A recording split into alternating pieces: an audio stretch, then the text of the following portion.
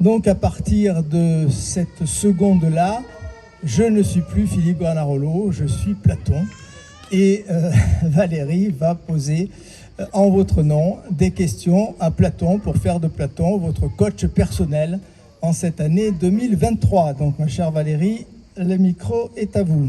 Alors bonsoir à tous. Alors mon cher Platon, c'est allé peut-être un peu vite en besogne, puisque j'ai ouï dire que Platon était d'abord est un sobriquet. Vous appeliez, me semble-t-il, de votre nom de naissance et non pas de baptême, puisque le baptême c'était bien plus tard. Il me semble que votre nom de naissance c'était bien Aristoclès. Alors pourquoi Platon? Platon, c'était dû, semble-t-il, à votre physique d'athlète, et là je n'invente rien. L'homme aux larges épaules. Aux larges épaules. Et j'ai envie de rajouter finalement ce Platon, quel bel homme. Donc voici enfin ma question. Je vais rougir. Je vous en prie. Donc vous avez vécu il y a 25 siècles dans un monde très différent du nôtre. Alors en quoi est-ce que vous, Platon, seriez-vous particulièrement compétent pour nous servir de coach aujourd'hui à nous tous? Alors c'est une excellente question à laquelle je suis obligé de répondre et si possible de bien répondre. Parce que si je n'arrive pas à répondre à cette première question, vous allez tous partir dans les minutes qui viennent. Quelle est ma compétence à moi, Platon, pour vous coacher aujourd'hui en 2023? Oula! Valérie. Je n'ai pas votre physique, Platon. T'es pas plus mal? Oh non, que nenni. C'est l'âme de Platon qui s'amuse. J'ai un physique qui amortit. Bien, alors je reprends donc ce début. Ce n'était pas voulu. Non, on n'a pas répété ça. Alors je réponds qu'il y a, selon moi, au moins 3 raisons qui me donnent une compétence à moi, Platon, pour vous coacher aujourd'hui en 2023. La première raison, c'est que j'ai exploré des thématiques qui ne sont pas enfermées dans les limites de l'époque dans laquelle j'ai vécu. Et ça n'est pas mon cas personnel. Dans toutes les grandes philosophies, au fond, on trouve 2 types de contenus, dans toutes les grandes philosophies. Je ne sais pas si ma philosophie est une grande philosophie, je me jette des fleurs, mais enfin, dans toutes les grandes philosophies, il y a 2 types de contenus. Il y a des contenus que j'appellerais relatifs, qui sont liés à l'époque dans laquelle le philosophe a vécu. Donc ces contenus relatifs, ils intéressent les historiens, ils intéressent l'histoire des idées, mais ils ne nous intéressent pas, nous, directement, aujourd'hui, en 2023. Bon, et moi, j'écarte donc cette première idée. Et puis il y a des contenus que j'appellerais universels, qui sont hors du temps, qui sont aussi impérissables que les grandes théories scientifiques qui ont existé. Et donc ce sont ces contenus universels que je vais mettre au cœur de ce coaching que je vais vous proposer aujourd'hui. Voilà la première raison qui me donne peut-être une compétence, mais ça sera à vous évidemment de le dire. La seconde raison, nous autres les Grecs, nous n'étions pas du tout des adeptes du progressisme. Même si je note que en fait, vous êtes de moins en moins progressiste au XXIe siècle. Mais nous n'étions pas du tout, nous avions l'idée d'un temps circulaire, on était aux antipodes du progressisme. Mais qu'on soit progressiste ou qu'on ne soit pas progressiste, quelque chose n'évolue que très lentement dans l'histoire, voire n'évolue pas du tout. Qu'est-ce qui évolue lentement ou pas du tout? C'est la nature humaine, un grand mot, mais je crois qu'on n'en a pas beaucoup d'autres à notre disposition. La nature humaine, la psychologie de l'humain n'a pas beaucoup changé entre mon époque et la vôtre. Et puis c'est le cas des grandes questions que les humains se posent depuis des millénaires, la survie de l'âme, le sens de la vie, la place des autres, le bien, le mal, la justice. Bon, ces questions éternelles n'ont pas beaucoup évolué, et donc ça me donne une seconde compétence pour tenter de vous coacher aujourd'hui. Et puis la troisième raison, vous avez dit, Valérie, que j'ai vécu dans un monde très différent du vôtre. J'en suis pas tout à fait certain. Le monde dans lequel vous vivez, vous, les hommes du XXIe siècle, ressemble à bien des égards au monde que j'ai connu. Pourquoi? Parce que votre société, vous le ressentez ainsi, beaucoup d'entre vous, peut-être une grande majorité d'entre vous, votre société connaît une sorte de décadence, de déclin. C'est ainsi que j'ai ressenti les choses tout au long de ma vie, et en cela, je pense être particulièrement compétent pour vous aider. Donc voilà les 3 raisons, Valérie, qui font que je ne me sens pas tout à fait hors circuit pour coacher les hommes d'aujourd'hui, les hommes et les femmes d'aujourd'hui, les humains d'aujourd'hui. Voilà, comme ça on évite le problème du genre. Alors c'est déjà un début de réponse, mon cher coach, mon cher Platon. Mais vous-même, vous avez eu un maître, une sorte de coach, de directeur de conscience, sans lequel vous ne seriez pas devenu celui que vous êtes. Avec tout le respect que je vous donne. Tout à fait certain. Ce maître était Socrate, que vous avez immortalisé, me semble-t-il, dans vos dialogues. Pouvons-nous, à notre époque, trouver un Socrate semblable à celui qui vous a guidé? Alors oui, c'est aussi une très très belle question. Vous démarrez très fort, ma chère Valérie. Mon coach aussi. J'ai beaucoup écrit à propos de Socrate. Et donc, si vous voulez savoir ce qu'a été Socrate pour moi, il faut lire mes dialogues. J'ai montré tout ce que je dois à Socrate. Alors, les commentateurs ont des petites difficultés parce que vous savez tous que Socrate n'a rien écrit. On n'a pas une seule ligne de Socrate. Et donc, très difficile de savoir, quand on lit mes dialogues, qu'est-ce qui vient de Socrate, qu'est-ce qui vient de Platon. Mais ce qui est absolument certain, c'est que jamais je ne serais devenu Platon si je n'avais pas rencontré cet extraordinaire personnage qui est Socrate. Alors, qu'est-ce qui est le plus important chez Socrate par rapport à ce que j'ai envie de vous dire ce soir? Ce qui caractérise le mieux Socrate, c'est la distance que Socrate avait su créer avec tous ses contemporains. Vous savez sans doute que Socrate en est mort. C'est cette distance qui fait qu'il a été rejeté par les Athéniens, qu'il a été accusé de tous les maux, qu'il a été condamné à mort, à boire la ciguë. Et donc, c'est à partir de là, en fait, que ma vocation de philosophe est née. J'ai voulu immortaliser Socrate dans mes écrits. Alors, je ne vous conseille pas, entendons-nous bien, de vous mettre en quête d'un coach, d'un guide destiné à la peine de mort. Non, quand même pas. En plus, la peine de mort a disparu dans votre société. Bon. Mais je vous demande, avec force, de privilégier, si vous voulez un coach aujourd'hui, de privilégier un coach que j'appellerais intempestif. Intempestif. Au XIXe siècle a vécu un grand philosophe qui m'a à la fois adoré et détesté. Il s'appelle Friedrich Nietzsche. Grand philosophe. Il m'a à la fois adoré et détesté, c'est indubitable. Il est très ambigu à mon égard. Il me rejette, il rejette des pans entiers de ma philosophie, en même temps il m'admire, c'est tout à fait évident. Au fond, pourquoi est-ce que Nietzsche me déteste? Parce qu'il me jalouse d'une certaine manière, c'est à peu près certain. Nietzsche voulait devenir le nouveau Platon, il aurait voulu être aussi important dans les 2 millénaires à venir que Platon l'a été dans les 2 millénaires qui a suivi ma mort, la mort de Platon. Donc, dans sa jeunesse, Nietzsche a écrit de très beaux textes.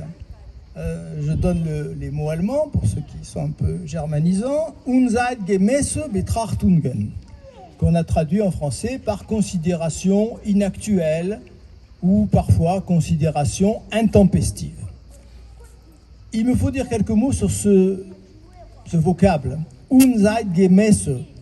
Littéralement, ça veut dire quoi? Ça veut dire considération unzeitgemäße, non conforme au temps, non conforme à l'esprit du temps, à contre-courant de l'esprit du temps.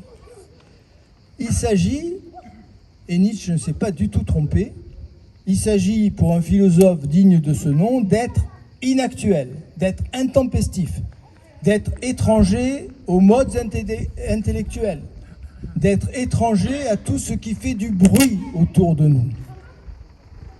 Alors, mon très illustre Platon, une précision tout de même. J'ai cru comprendre, vous indiquez que votre maître Socrate a mis donc de la distance, si j'ai bien compris, avec ses contemporains. Certes, vous aviez 20 ans, me semble-t-il, et lui 60. De quelques années d'écart. Voilà, après quand on aime, on ne compte pas. On ne compte plus en tout cas. Et cependant, j'ai ouï dire, la rumeur de l'époque, celle au temps de votre belle jeunesse, large, athlétique, Socrate et vous n'étiez pas si distants que ça. Et peut-être même aussi avec Madame Socrate. Mais bon, après c'est une rumeur. Mais comme le dit le grand philosophe aussi de cette époque-là, issu d'une très grande famille des inconnus, le fameux philosophe Pascal Légitimus, cela ne nous regarde pas. Très je vais bien. donc poursuivre avec... Je vous en suis reconnaissant. Je vous en prie. La question suivante. Si ma mémoire est bonne, et parfois ça arrive, si mon physique parfois est défaillant, Nietzsche nous propose à ce sujet une magnifique métaphore. La métaphore du tambour. Connaissez-vous cette métaphore, mon très cher Platon? Vous me vexez, Valérie. Bien sûr, bien sûr que je connais la métaphore du tambour. J'ai lu tout ce qu'a écrit Nietzsche. Et nous sommes sur ce plan à égalité. Vous savez tous, ou vous pouvez savoir en tout cas, vous savez tout ce qui s'est passé, tout ce qui a été écrit entre 2023 et le IVe siècle avant notre ère. Enfin, c'est votre langage d'aujourd'hui. À l'époque, on ne savait pas qu'il y aurait une nouvelle ère. Donc, entre 2023 et le IVe siècle avant notre ère. Vous savez tout ça, hein, puisque vous pouvez remonter le temps, lire tout ce qui a été produit, tous les événements culturels de ces 2 derniers millénaires. Bien. Et moi, de mon côté, parce que je voyage dans le temps, évidemment, mon âme se promène dans les millénaires, moi, je connais tout ce qui a été écrit entre mon époque et l'année 2023. C'est ce qui rend notre dialogue possible. Sinon, on serait dans la dissymétrie, et on serait dans l'inégalité, on ne pourrait pas dialoguer ensemble. Alors oui, je connais, oui, j'apprécie particulièrement cette image qui est proposée par Nietzsche. Elle est proposée par Nietzsche dans son livre, un de ses derniers, Le crépuscule des idoles, 1888, un an avant qu'il s'effondre dans une rue de Turin, et il ne s'en relèvera plus. L'énigme de la fin de Nietzsche restera dans un état presque végétatif pendant encore 11 ou 12 ans. Donc en 1888, il écrit Le crépuscule des idoles. Et on a cette image, cette métaphore extraordinaire que je vous livre. Et vous pouvez en faire un critère tout à fait remarquable. Nietzsche vous demande dans Le crépuscule des idoles quel est l'instrument qui fait le plus de bruit. Alors on s'interroge et Nietzsche répond c'est le tambour. Sans doute, effectivement, c'est l'instrument qui produit le plus haut taux de décibels, comme on dit aujourd'hui. Et pourquoi est-ce le tambour? Réponse de Nietzsche, parce qu'il est creux. J'en connais d'autres. Tout est dit, parce qu'il est creux.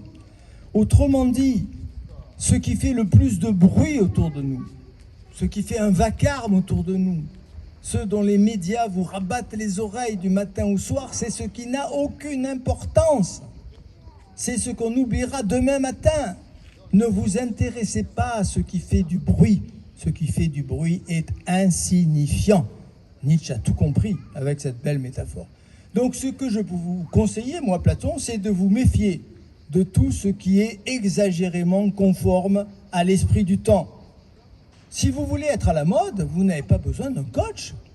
Si vous voulez être à la mode, regardez la télévision, lisez la presse, naviguez sur Internet et sur les réseaux sociaux. Ce sont vos agoras d'aujourd'hui, je ne parle pas des agoras d'été, bien sûr. Ce sont vos agoras. En déambulant dans ces agoras, vous allez vous adapter, si c'est votre objectif, vous adapter à votre environnement, à vos semblables, au monde d'aujourd'hui. Mais si vous voulez devenir autonome, si vous voulez penser par vous-même, la première démarche à accomplir, c'est de s'éloigner du troupeau, c'est de mépriser ce que la majorité respecte.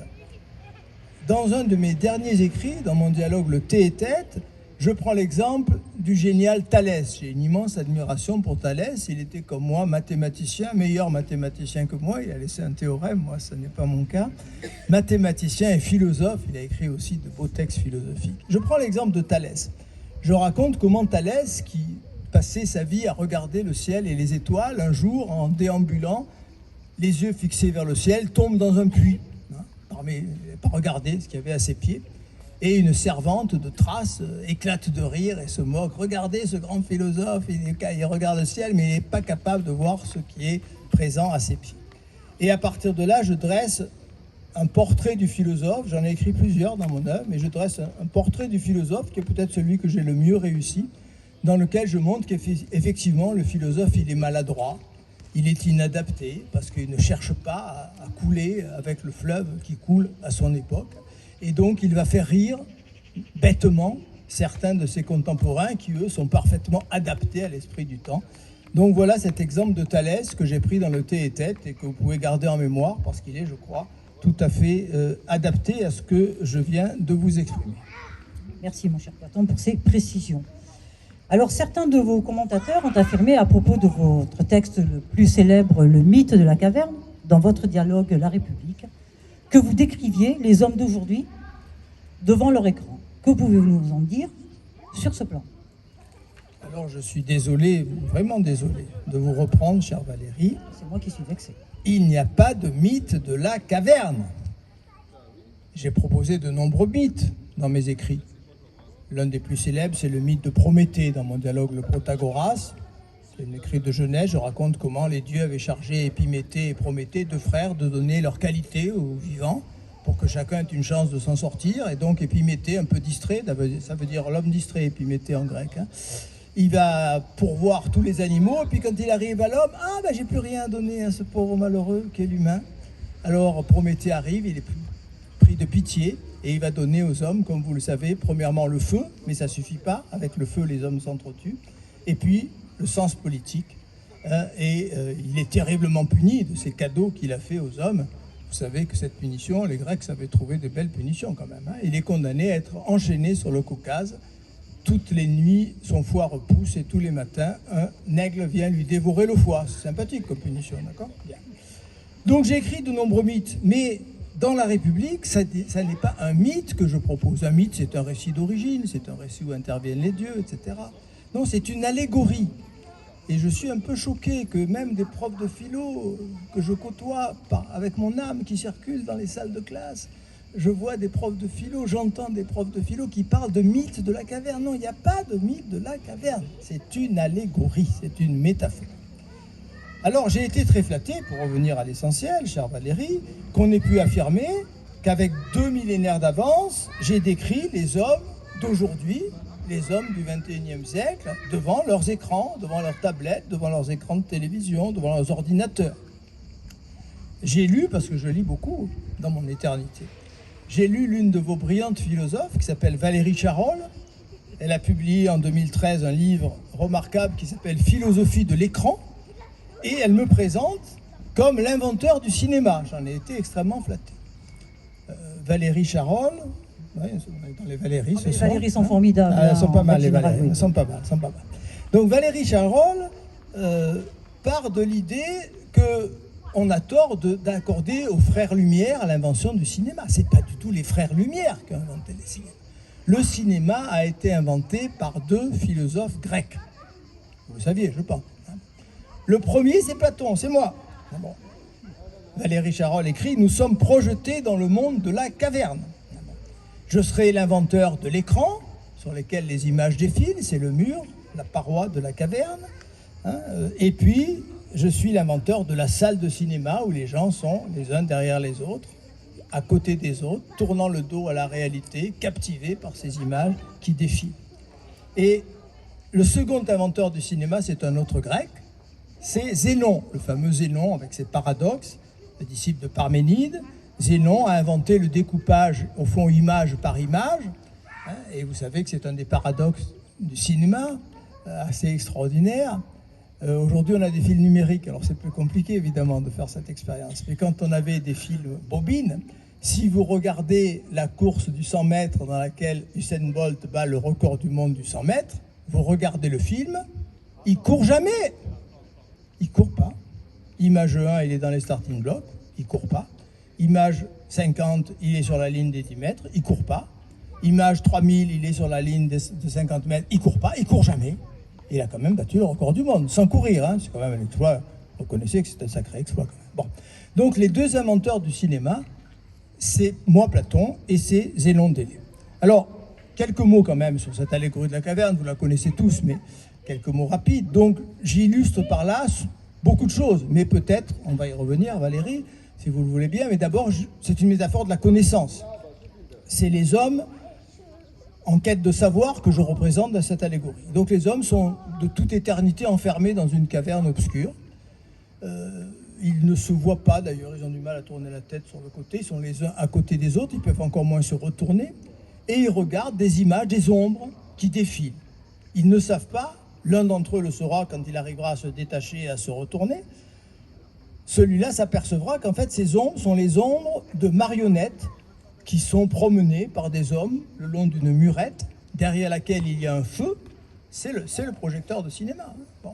Et ce feu projette l'ombre des marionnettes sur les murs de la caverne. Mais ces hommes n'ayant rien connu d'autre, ils croient que ces ombres sont la réalité.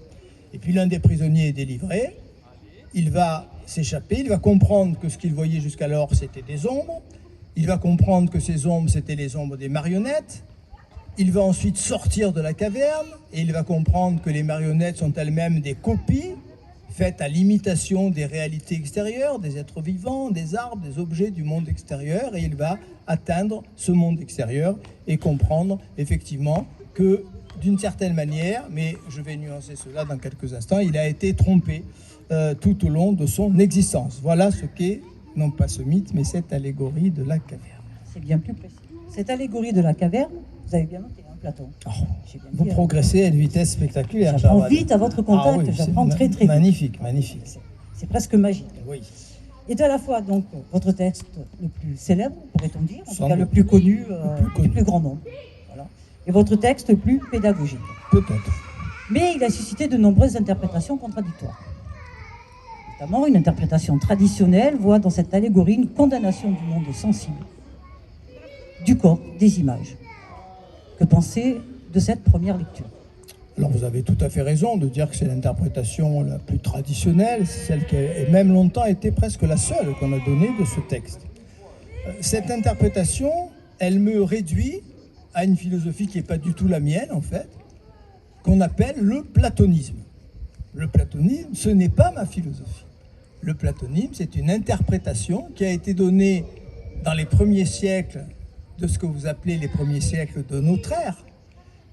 Dans les premiers siècles de notre ère, les pères de l'Église, les premiers grands chrétiens, se sont passionnés pour mon œuvre et ils ont fait une lecture chrétienne, on ne peut pas le leur reprocher, de mon œuvre. Ils ont considéré que ma philosophie, le platonisme, et ça leur convenait tout à fait, fonctionnait suivant le mépris du corps, la haine du monde sensible, le rejet de multiples formes de sexualité, et j'en passe. Or, cette lecture, elle contredit, et on le verra mieux peut-être tout à l'heure, Charles Valéry, elle contredit les dimensions majeures de ma pensée. Alors, il est vrai que les défenseurs de cette lecture, de cette interprétation de l'allégorie de la caverne, braquent le projecteur sur une expression. Oui, je parle de projecteur, oui, je m'adapte à votre cinéma actuel. Bon. Ils braquent le projecteur sur une expression que vous trouvez effectivement, je ne peux pas la renier, je l'ai écrite cette expression. L'expression mourir au sensible. Mourir au sensible. Mais ce sont de très mauvais lecteurs. Quand est-ce que j'ai utilisé l'expression mourir au sensible? Je l'ai utilisée dans le Phédon, qui raconte les dernières heures de Socrate qui s'apprête à boire la ciguë. Donc c'est dans ce contexte très précis que je parle de mourir au sensible. Il faut resituer la phrase dans son contexte. Jamais ailleurs je n'ai parlé de mourir au sensible. Et l'idée de ce platonisme, qui n'est pas ma philosophie, c'est l'idée que les images seraient un pur néant. On se retrouverait du même coup dans la pensée orientale que nous connaissions, nous autres les Grecs. Bon, les images seraient un pur néant. Or, je n'ai jamais dit cela. À propos des images, j'ai une formule, qui est une formule essentielle de ma philosophie. À propos de la réalité des images, je parle de l'être de ce qui n'est pas véritablement. Je répète, c'est un peu abstrait, l'être de ce qui n'est pas véritablement. Il y a un être des images, il y a une réalité des images. Ça n'est pas la réalité suprême, c'est un degré sans doute inférieur de réalité, mais c'est un degré de réalité. Donc cette première lecture, il faut la rejeter. Elle n'est pas ma philosophie, elle a dominé longtemps, elle a occulté au fond le vrai sens de ma philosophie. Et je vous demande de renoncer à cette lecture de l'allégorie de la caverne. J'entends le public d'ici, en tout cas je le devine à demi-mot. Je vous pose la question suivante, mon cher Platon. Alors, quelle serait la bonne lecture de l'allégorie de la caverne finalement? Bien entendu, j'y viens, c'est tout à fait essentiel. La bonne lecture, c'est une lecture en termes de correspondance, en termes de degré de réalité. Si je reprends la métaphore, la suite des objets que rencontre le prisonnier, les marionnettes, les ombres dans le monde extérieur, puis les réalités de ce monde extérieur. Cette suite d'objets, c'est pas du tout une suite hétéroclite, c'est pas une suite de tromperie, ce sont des degrés de réalité. Chaque degré est l'écho, chaque degré est le reflet du degré supérieur. Alors il faut savoir, et ça a pu égarer les commentateurs, que j'ai utilisé deux mots différents de la langue grecque pour parler des images. Et deux mots qui vont dans des sens extrêmement différents l'un de l'autre. J'ai utilisé le mot eikon, eikon qui a donné le mot icône en français, eikon. Eikon signifie la bonne image, l'image fidèle, la bonne copie, la copie qui ne cherche pas à passer pour la réalité, qui se présente comme une copie de la réalité. Et puis, j'ai utilisé un autre mot qui va dans une autre direction, c'est le mot eidolon. Eidolon qui a donné idole en français, mais qu'il faudrait traduire en fait par simulacre. L'eidolon, c'est la mauvaise copie. C'est la copie trompeuse, c'est la copie qui cherche à me faire croire qu'elle est la réalité. Vous voyez l'énorme différence entre ces deux mots. Eikon, la bonne copie, eidolon, la copie trompeuse. Les ombres de la caverne, elles sont réelles. Les marionnettes de la caverne sont de bonnes copies des réalités extérieures. Donc de quoi s'agit-il dans ma philosophie de la connaissance? Il s'agit de s'élever de copie en copie vers les réalités les plus certaines, les plus indiscutables. Il y a donc dans le monde que je peux voir autour de moi, dans ce que j'ai appelé le monde sensible, un immense réseau de correspondances. Correspondance, ça doit évoquer quelque chose, Valérie, si vous avez un peu de culture poétique. C'est le titre d'un magnifique poème de Charles Baudelaire, un des plus beaux des Fleurs du Mal. Et Charles Baudelaire était un grand platonicien, finalement. Rappelez-vous le début de ce poème « Correspondance ». La nature est un temple où de vivants piliers laissent parfois sortir de confuses paroles. L'homme y passe à travers des forêts de symboles qu'il observe avec des regards familiers. Eh bien, Baudelaire traduit remarquablement ce qu'est ma conception des images, ce qu'est ma philosophie, non pas une philosophie du rejet du sensible, mais une philosophie des correspondances, des degrés qui nous mènent petit à petit vers la suprême réalité. Donc, votre République, sans doute votre ouvrage majeur, en tout cas le plus complet, sans doute, c'est ce qui se dit, nous expose à la fois votre théorie de la connaissance de vos conceptions politiques, les deux premières lectures de l'allégorie que vous nous avez donc proposées, lisent ce texte comme une métaphore de la connaissance. Tout à fait. Cependant, n'y a-t-il pas également une lecture politique de l'allégorie de la caverne? Et si c'est le cas, quelle est-elle? Alors, vous avez tout à fait raison. C'est parce que j'apprends très vite. Mais je l'ai remarqué, je l'ai fait remarquer à notre public. Donc, certains de mes commentateurs ont considéré que j'étais obsédé par ce que recouvre le mot eidolon, simulacre. Ce n'est pas tout à fait faux. Et je vais en expliquer les raisons. C'est des raisons historiques. Tout à l'heure, j'ai balayé un peu l'histoire, mais on ne peut pas se passer non plus totalement de l'histoire, du contexte. Mon époque, le IVe siècle, avant notre ère, comme vous dites aujourd'hui, c'est l'époque de l'invention du trompe-l'œil en peinture.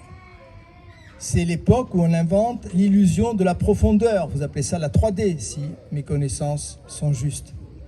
Les jeux d'ombre et de lumière. À Athènes, il y avait un peintre qui avait acquis une grande notoriété. Il s'appelait Zeuxis. Il avait peint sur un mur d'Athènes des grappes de raisin tellement extraordinaires que les oiseaux les prenaient pour de vraies grappes de raisin. Ils venaient picorer le mur, ils se cassaient le bec, les malheureux, sur le mur.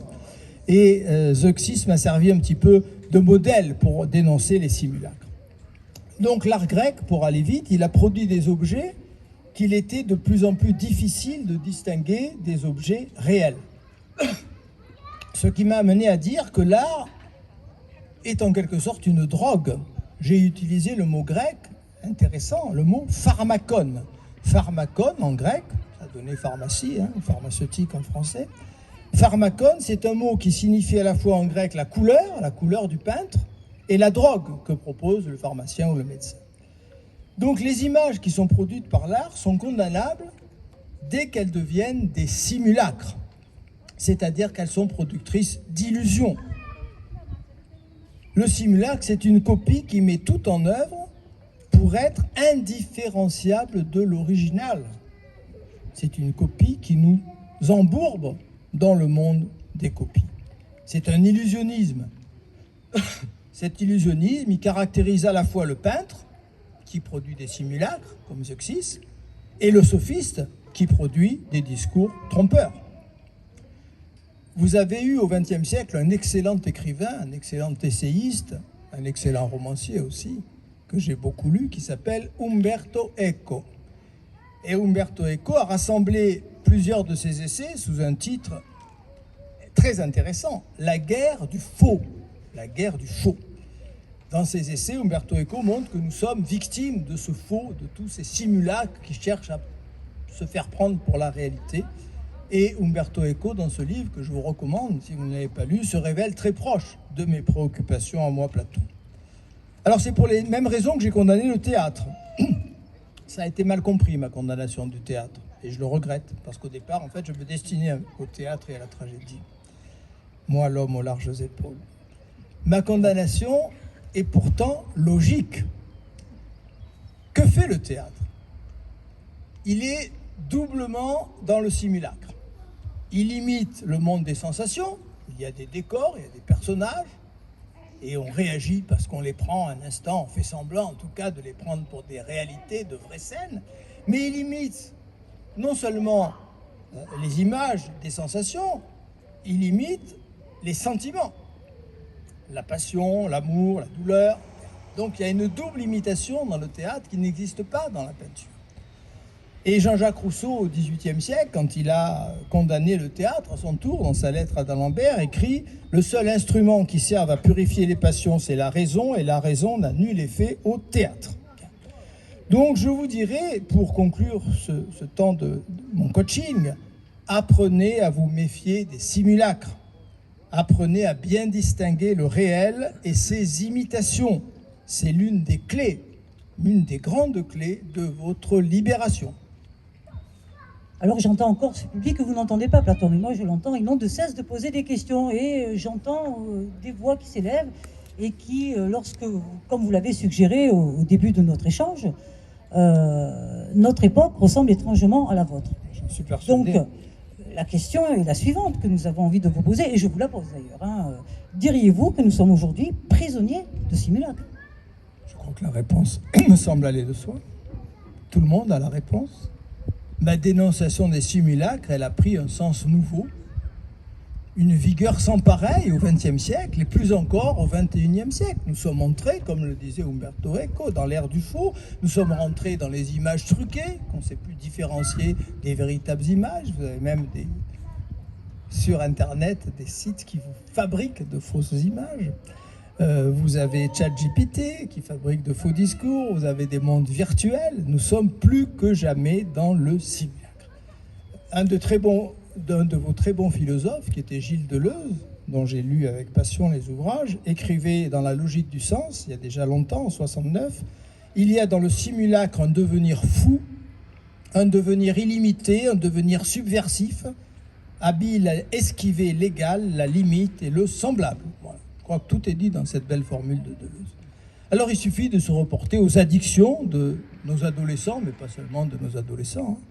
Les addictions aux jeux vidéo, les addictions aux réseaux sociaux. Au fond, on nous pousse à nous installer dans un monde sensible, épuré, plus parfait que le monde sensible réel. On nous emprisonne dans ce monde trop beau pour être vrai, mais nous nous laissons prendre à ce piège. Alors, tout à l'heure, je vous ai dit, au fond, en parlant des écrans, j'ai répondu à Valérie, peut-être, après tout, suis-je un peu prophète? Alors, je ne me prends pas trop au sérieux quand je dis ça, mais admettons, et si j'étais un peu prophète? Alors, je vais me livrer à une prophétie. Et modeste aussi. Voilà, très modeste. C'est très important. L'homme au large les épaules et d'une grande humilité. Donc, ma prophétie serait la suivante.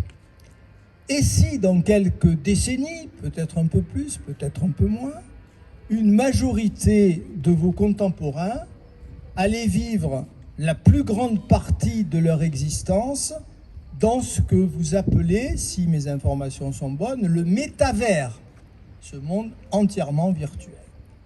Sport virtuel, relations amoureuses virtuelles, voyages virtuels, etc., etc. Pire que cela, vos successeurs vont se créer des doubles, si je suis bien informé, on appelle ça des avatars, qui vivront à leur place une vie lisse, une vie purgée de tous les tracas de nos vies réelles. Alors, que deviendront ces hommes et ces femmes ils deviendront les esclaves des producteurs du virtuel. Car n'oublions pas que ce métavers, il ne tombe pas du ciel et de la 7e dimension. Ce sont des hommes qui le produisent, ce métavers, qui produisent ces logiciels, qui produisent ce virtuel. Et des hommes qui ont une intention parfaitement claire, qui cherchent à vous manipuler, à vous enfermer dans ce monde virtuel. Ce sont les montreurs de marionnettes de mon allégorie de la caverne. Là encore, texte sans doute un peu prophétique. Et quel est le but de ces manipulateurs? C'est de vous empêcher de penser. C'est de rendre impossible, de vous rendre impossible toute conscience de votre condition, de votre situation. Alors oui, ne vous laissez pas piéger par les fabricants de métavers et par les producteurs de virtuels. Ne croyez pas, mon cher Platon, que nous tenons à insister, mais je vais quand même un petit peu rester sur cette ressemblance entre votre époque et la nôtre, qui nous amène à nous pencher sur ce que vous avez appelé, et je pense que vous êtes même le créateur de ce mot, la démagogie, littéralement le fait de conduire le peuple là où on veut le conduire. Et on peut le vérifier plus encore aujourd'hui. Mais qui sont les démagogues d'aujourd'hui? Qui sont les sophistes du XXIe siècle? Avez-vous une liste de noms ou pas? J'ai quelque chose qui peut évoquer vaguement une liste, oui. Qui sont les sophistes du XXIe siècle? Bon. En réalité, pour vous répondre, je vais faire un tout petit détour. Vous avez raison de dire, j'ai créé un certain nombre de mots, comme la plupart des collègues philosophes qui vont me suivre. J'ai créé le mot philosophie, même si c'est pas discuté par certains. Et puis j'ai créé le mot démagogie, démos, le peuple, et gogein, conduire. Mais je dois vous faire une confidence, je regrette d'avoir créé le mot démagogie. Parce qu'il ne correspond pas, en fait, à la réalité de ma pensée. Et pour vous le montrer, je vais vous lire, autant faire un peu d'autoréférence, je ne l'ai pas fait jusqu'à présent, un passage de ma République, que nous avons souvent cité. C'est le livre 6 de la République. Et un passage qui est peut-être celui dans lequel j'ai le mieux exprimé mes conceptions politiques. Je vous lis ces quelques lignes. Tous ces particuliers que le peuple appelle sophistes n'enseignent pas d'autres maximes que celles que le peuple lui-même professe dans ses assemblées. C'est là ce qu'ils appellent sagesse. On dirait un homme qui, après avoir observé les mouvements instinctifs et les appétits d'un animal grand et robuste, par où il faut l'approcher, par où le toucher, quand et pourquoi il s'irrite ou s'apaise, quel cri il a coutume de pousser en chaque occasion, quel ton de voix l'adoucit ou l'effarouche, après avoir appris tout cela par une longue expérience, l'appellerait sagesse, et l'ayant systématisé en une sorte d'art, se mettrait à l'enseigner, bien qu'il ne sache vraiment ce qui, de ses habitudes et de ses appétits, est beau ou laid, bon ou mauvais, juste ou injuste, se conformant dans l'emploi de ces termes aux instincts du grand animal, appelant bon ce qui le réjouit, mauvais ce qui l'importune, sans pouvoir légitimer autrement ses qualifications, nommant juste et beau le nécessaire parce qu'il n'a pas vu et n'est point capable de montrer aux autres combien la nature du nécessaire diffère en réalité de celle du bon. Un tel homme, par Zeus, ne te semblerait-il pas un étrange éducateur? Alors, je ne vais pas faire un commentaire détaillé de ce passage qui mériterait une longue analyse. Je vais simplement vous dire que votre époque est celle des communicants. C'est ce qu'on vous répète bien souvent et à juste titre. Alors vous m'avez demandé des noms, je ne vais pas donner de noms, je vais dire simplement que l'immense majorité de nos politiciens actuels sont des communicants. Je ne cite pas de noms, seulement des communicants. Ce qui les intéresse, c'est la communication. Or, les premiers communicants, moi je les ai connus, les premiers communicants, ils ont vécu à Athènes. Il s'agit des sophistes. Les sophistes ont été les premiers communicants dans l'histoire de l'humanité. Nietzsche, que j'ai déjà cité, ce philosophe qui me jalouse et m'admire à la fois, a écrit dans ses cahiers de jeunesse « Époque des sophistes, notre époque ». Remarquable lucidité de Nietzsche. Et quand j'ai lu cette formule de Nietzsche, ou plutôt cette formule de Nietzsche m'est revenue en mémoire quand je suis tombé un peu par hasard sur une autre formule d'un grand spécialiste américain d'Internet, qui est le cofondateur du site célèbre Havas.com, qui s'appelle Elie Pariser. Elie Pariser dénonce, je le cite, la formule me semble quasiment géniale, il dénonce, je cite, « une invisible propagande qui nous endoctrine avec nos propres idées ». Je relis, hein. Une invisible propagande qui nous endoctrine avec nos propres idées. Les réseaux sociaux, par exemple, pour ne parler que d'eux, fonctionnent suivant ce modèle de l'invisible propagande qui nous endoctrine avec nos propres idées. Et c'est là ma thèse. C'est une thèse qui a rarement été développée. On la retrouve peut-être chez le grand La Boétie au XVIe siècle, dans le discours de la servitude volontaire. On la retrouve dans un bouquin d'historien qui a eu un grand succès il y a une vingtaine d'années, Les bourreaux volontaires de Hitler, dans lequel l'auteur dit non, les Allemands n'ont pas été manipulés par un démagogue génial qui les a rendus racistes, antisémites. C'est des fariboles. Hein. Hitler a compris, a repéré ce racisme et cet antisémitisme qui existait au sein de son peuple. Il a su renvoyer à son peuple l'image que le peuple attendait, et c'est ce qui s'est passé, et c'est pour ça qu'on peut parler des bourreaux volontaires, hein, la servitude volontaire, les bourreaux volontaires, vous voyez le mot volontaire qui apparaît dans les deux grands titres de La Boétie et de cet historien. Alors, une preuve presque expérimentale a été donnée à ce que je suis en train de vous dire. Moi, je m'intéresse beaucoup à ce qui se passe à votre époque, dans les réseaux sociaux, sur Internet. Un professeur de HEC a fait une expérience il y a presque un an, et il l'a rendu public, passionnante. Il a demandé à une dizaine de ses étudiants de créer sur Facebook un faux profil. Alors l'un a créé le profil d'extrémiste de droite, l'autre un profil d'écologiste radical, l'autre un profil de babacool, le quatrième un profil de ceci ou de cela, bon, de chrétien orthodoxe, que sais-je. Donc ces 10 étudiants ont créé un faux profil dans lequel ils ont donné leurs préférences politiques, idéologiques, etc. Eh bien, qu'est-ce que ce professeur et ses étudiants ont remarqué? 6 mois plus tard, les créateurs de ces faux profils ne trouvaient plus sur Facebook que des spots qui étaient en harmonie avec le profil qu'ils avaient dessiné. Celui qui s'était donné un profil d'extrême droite ne recevait que des spots d'individus d'extrême droite. Celui qui était écolo-radical ne recevait plus que des spots d'écolo-radical. C'est exactement ce que dit Pariser, une propagande qui nous endoctrine avec nos propres idées. Alors ce qui nous guette, ce n'est pas la manipulation. J'ai toujours été opposé à cette thèse. Ce qui nous guette, c'est un univers circulaire. C'est un univers dans lequel on tournerait en rond en contemplant notre propre image. Et c'est peut-être pire, en fait, que la manipulation. Voilà ce que j'ai tenté de dire dans ce passage de la République. Alors, merci pour ces précisions. Depuis quelques minutes, nous vous écoutons avec plaisir, d'abord. J'espère. Beaucoup, ça me semble plus que partagé, et avec beaucoup d'attention. Et nous n'avons pas oublié qu'au début donc, de votre intervention, vous étiez largement consacré à la psychologie. Vous avez en particulier construit une théorie du désir qui a traversé les siècles, il me semble aussi. Pouvez-vous nous la présenter et nous dire en quoi elle peut encore aujourd'hui nous éclairer?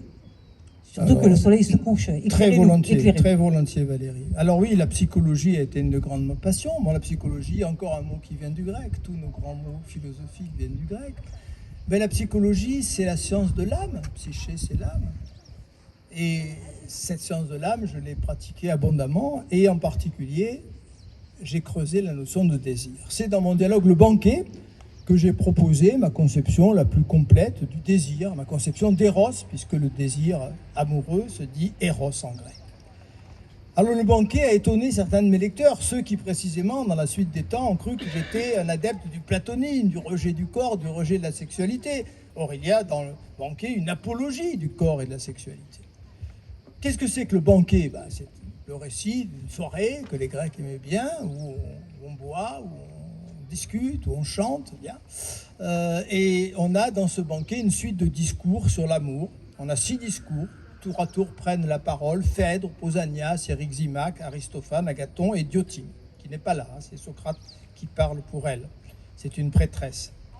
Avant le discours de Diotime, c'est le seul personnage féminin de tous mes dialogues, qui n'est pas là, mais Socrate rapporte un discours qu'il a entendu de cette prêtresse. Le discours le plus élaboré du banquet sur Eros, c'est le discours d'Aristophane. C'est le fameux mythe de l'androgyne, tout le monde le connaît, mais je le résume quand même en quelques mots. C'est l'idée qu'à l'origine des temps, et là on a un mythe, c'est pas comme dans l'allégorie de la caverne. Merci de relever. On a un vrai mythe. À l'origine des temps, hein, les vivants, nos prédécesseurs, étaient des êtres circulaires avec 2 têtes, 4 bras, 4 jambes, 2 sexes. Hein, on les appelait les androgynes, mot qui n'est pas tout à fait justifié, parce que certains étaient masculins, d'autres étaient féminins, et d'autres étaient masculins.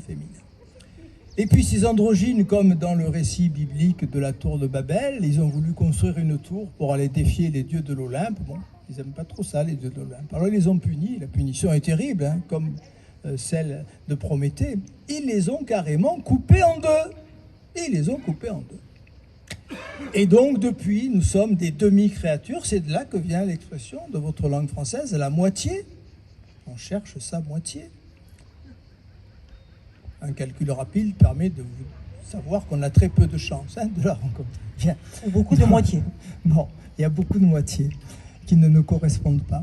Donc, depuis, nous cherchons cette moitié. L'amour, ce serait donc un désir inconscient de retrouver l'unité primordiale, cet être parfait, heureux que nous étions. Bien. Un disciple de Freud, j'ai appris que Freud va venir ici dans 15 jours, hein, et il en parlera mieux que moi, mais un disciple de Freud a analysé remarquablement ce mythe de l'androgyne. Alors Diotime est en un sens d'accord avec Aristophane en disant oui, c'est bien l'expression d'un manque, l'amour. Mais ce manque, ce n'est pas le manque de la moitié que j'ai perdue. C'est le manque d'un autre avec un A majuscule. C'est le manque du divin. C'est le manque de l'éternité. Voilà de quoi je manque. Autrement dit, chez Aristophane, le désir est régressif, puisque je rêve de retrouver quelque chose que j'ai connu à l'origine des temps, cet être complet qu'on a coupé en deux. Alors que pour Diotime, l'amour est progressif. L'amour est aspiration à la durée. Procréation, célébrité, œuvre, je cherche quelque chose qui me survivra. Plus qu'aspiration à la durée, l'amour est aspiration à l'éternité en réalité. C'est un intermédiaire, l'amour entre le monde des apparences et le monde des idées. Donc la création, elle est désir d'éternité. La procréation, c'est la forme embryonnaire de ce désir. Je dirais que la procréation, ne vous vexez pas pour cette expression, peut-être un peu violente, mais c'est l'éternité du pauvre. Hein. Vous pouvez pas laisser une œuvre derrière vous, laissez des marmots. Ils se souviendront de vous, pas longtemps, mais un petit peu. C'est exactement ce que dit André Malraux, je le cite. Soustraire au temps quelque chose, suggérer le monde de vérité au regard duquel toute réalité humaine n'est qu'apparence, apporter une réponse à l'interrogation que pose à l'homme sa part d'éternité. Malraux, dans ces quelques phrases, résume remarquablement ce que j'ai écrit dans le groupe. Alors j'ai dit que la procréation est une sorte de substitut de création. Il vaudrait mieux être créateur que procréateur. Mais en fait, nous sommes tous créateurs d'images. La nuit, dans nos rêves. D'ailleurs, au livre 9 de la République, je propose une thérapie du rêve. Mais je ne vais pas vous en parler ce soir. Pourquoi ? Parce que j'ai appris dans mon éternité que Sigmund Freud va me succéder ici même comme coach, donc le 24 juillet prochain. Et je vais lui demander, parce qu'on discute régulièrement avec mon ami Sigmund, je vais lui demander de consacrer un moment du discours qu'il prononcera dans 2 semaines, un discours consacré à la proximité entre ma conception de l'âme et sa conception de la psyché. La psyché, ça veut dire l'âme, tout simplement. Bien. Vous comprendrez pourquoi je ne veux pas déflorer ce sujet. Hein. Je ne vais pas porter ombrage au grand Sigmund, et il ne me le pardonnerait pas. J'aurais bien eu quelques questions, mais on va donc patienter jusqu'à ce que Sigmund arrive. Donc très grand Platon, grand maître. Oui, c'est de mieux en mieux. Bon, je fais des efforts. Le langage s'améliore, Valérie. Ça ira même de mieux en mieux la prochaine fois, j'espère. On qualifie souvent votre philosophie de théorie des idées. Alors, je sais que vous êtes informé de toutes les découvertes de notre temps, puisque vous l'avez prouvé, sur les réseaux, etc. Vous êtes vraiment au courant de tout ce qui se passe. Mais ces découvertes ne rendent-elles pas caduque finalement votre théorie? Alors, très bonne question que je me pose régulièrement. Je me passionne effectivement pour votre époque, vous l'avez dit, en particulier pour ce que vous appelez l'intelligence artificielle. Je lis beaucoup à ce sujet et j'y vois au contraire des confirmations de ma théorie. Mais avant de vous parler d'intelligence artificielle, je vais faire référence à un autre grand savant qui m'a donné qui a donné une très belle confirmation de ma théorie. C'est l'homme qu'on considère comme le fondateur de la linguistique scientifique, c'est le Suisse Ferdinand de Saussure, qui au début du XXe siècle écrit un ouvrage qui fait date, le traité de linguistique générale. Au milieu de ce livre, vous trouvez un schéma. Saussure se demande qu'est-ce que le langage et en fait qu'est-ce que la parole, parce qu'il met de côté, il s'y intéresse assez peu, l'écriture qui est une conséquence très lointaine. Les hommes ont parlé des milliers d'années avant d'écrire. Ce qui intéresse Saussure, c'est la parole vivante, les paroles que nous échangeons. Qu'est-ce que c'est que la parole? Qu'est-ce que c'est que le langage en tant que parole? Et il fait un petit schéma dans lequel il représente sur la gauche du schéma un arbre, ou plutôt sur la gauche du schéma, entre guillemets, le mot arbre, c'est-à-dire les sons du mot arbre en langue française ou en Suisse, puisque c'était la même langue, il était francophone, et à droite, une image. Mais il nous dit, attention, le langage, c'est pas du tout l'union d'un son ou de plusieurs sons avec une image. C'est l'union de ce qu'il appelle une image acoustique, c'est-à-dire la mémoire que j'ai de ces sons que j'ai appris dans mon enfance. J'ai appris que le mot arbre renvoyait à quelque chose de précis. Mais à quoi renvoie le mot arbre? Il ne renvoie pas à une image. Ce serait quoi l'image de l'arbre? Si elle ressemble au baobab, elle ne peut pas désigner le pin parasol, elle ne peut pas désigner le baobab, ou le sol pleureur. C'est quoi le portrait robot de l'arbre en soi? Celui qui veut tenter l'expérience et me présenter le portrait robot de l'âme en soi, je ne lui offre pas un verre de rosé, je lui offre une caisse de champagne millésimée tout à l'heure, d'accord? Je relève le gant. Bon. Qu'est-ce que c'est que l'image de l'arbre en soi? Ça n'existe pas. Donc, que me dit le grand Saussure? Il me dit, le langage unit une image acoustique à un concept, à une idée. C'est exactement ce que j'ai appelé l'idée dans ma théorie des idées.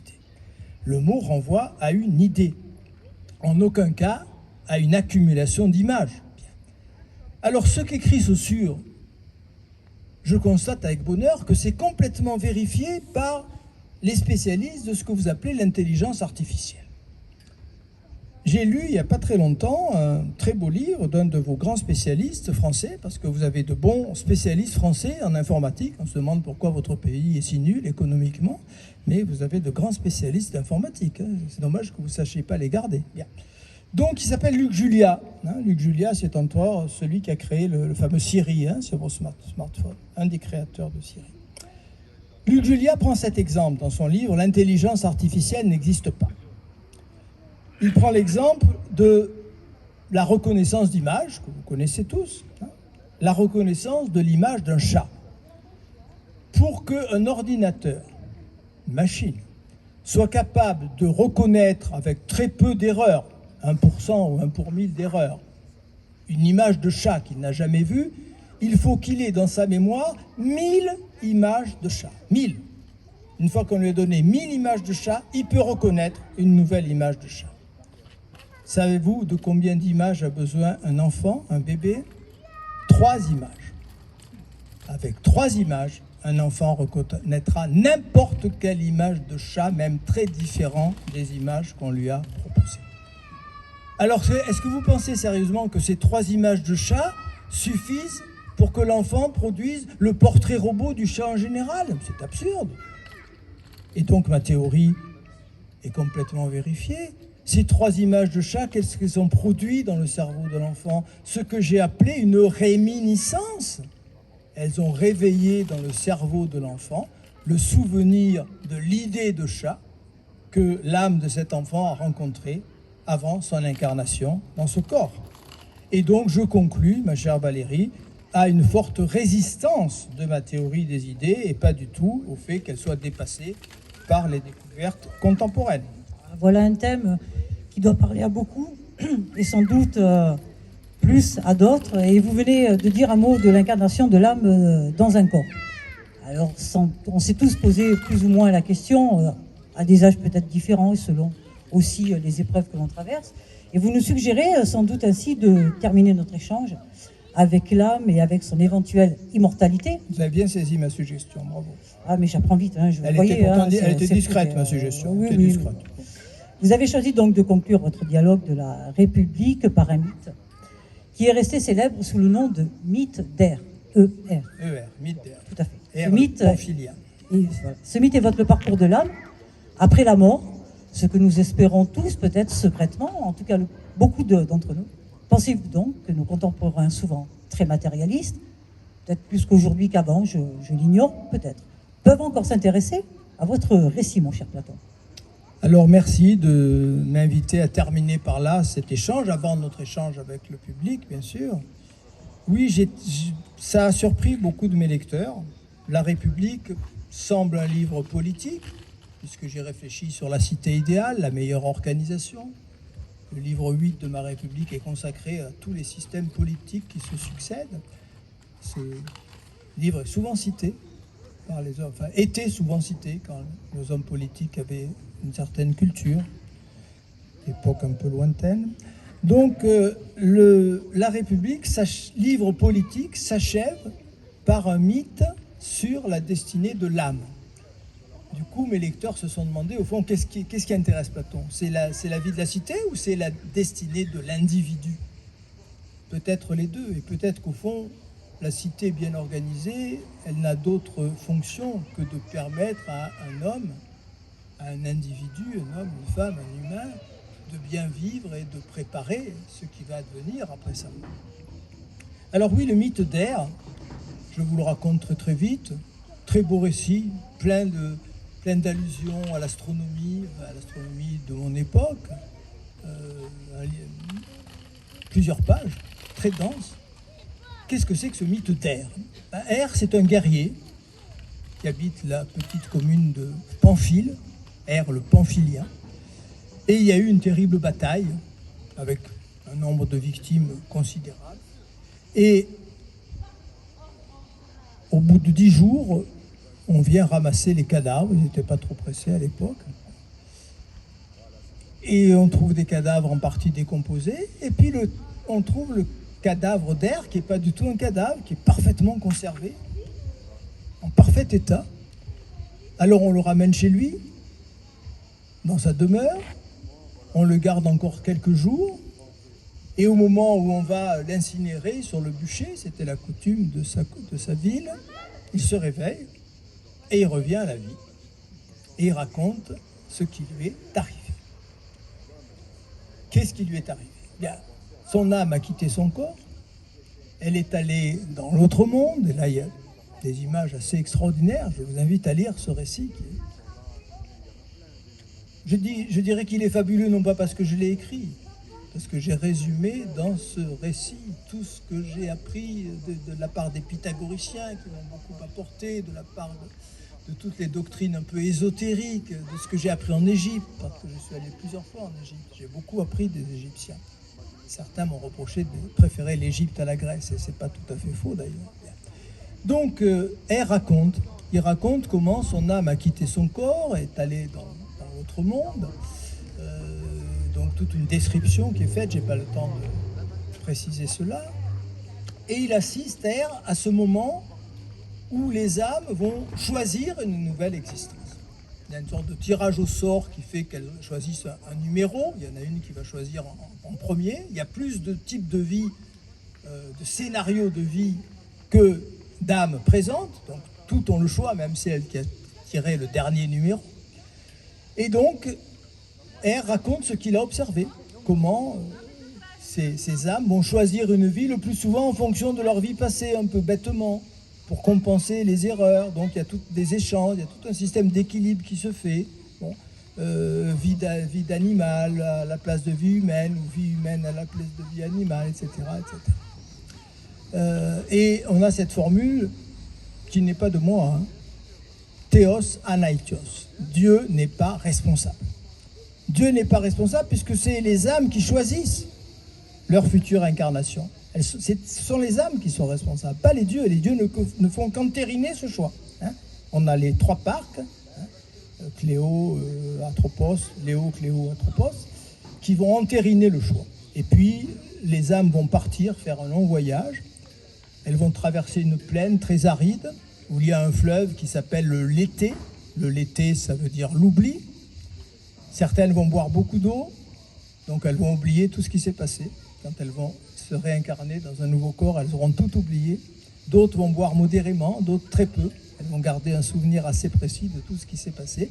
Et puis un coup de tonnerre éclate et les âmes sont précipitées dans leur nouveau corps. Alors pourquoi, dans un coaching de 2023, j'évoque ce mythe d'air?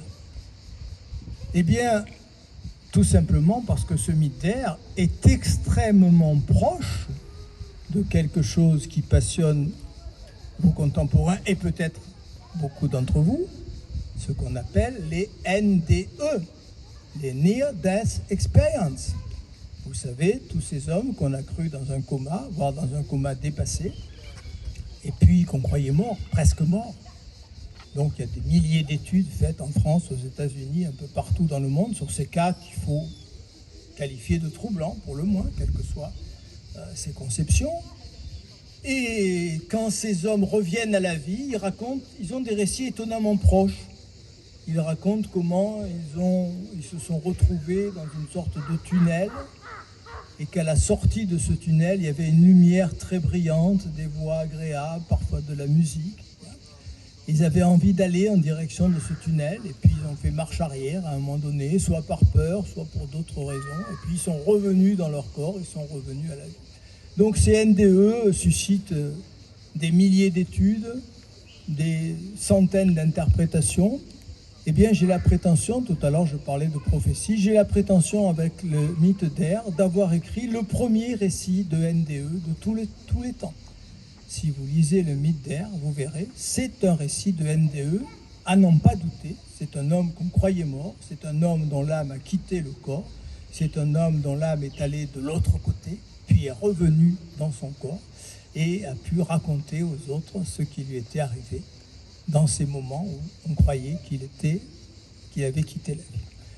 Donc je termine ce coaching par ce clin d'œil au NDE qui, je sais, intéresse beaucoup d'entre vous et qui donneront peut-être l'occasion dans quelques instants à certains d'entre vous de me questionner à ce sujet. En tout cas, je vous remercie infiniment de votre présence, de votre attention.